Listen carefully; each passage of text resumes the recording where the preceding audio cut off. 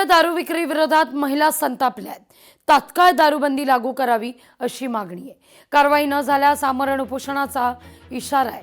जिंतूर तालुक्यातील पिंपळगाव गायकेतील महिलांनी इशारा दिलाय। 4 वर्ष झालं आम्ही अवैध धंदे दारू विषयी अर्ज देत आहे। कोणी आमची दखल घेत नाही। याच्यासाठी आम्ही अर्ज दिलेला आहे। एसपी सरांना दिला, कलेक्टरला सुद्धा दिला।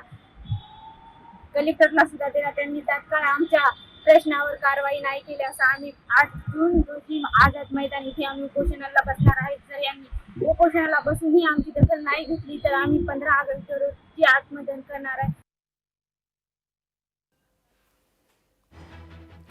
जिंतूर तालुक्यातील पिंपळगाव गायकेतील महिलांनी हा इशारा दिलेला आहे।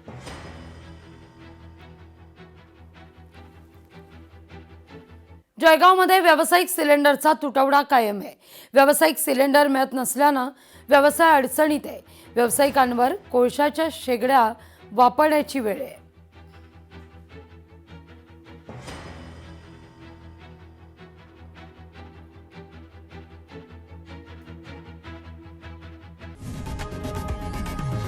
लोकशाही मराठी ऐका, पहा, जागरूक रहा।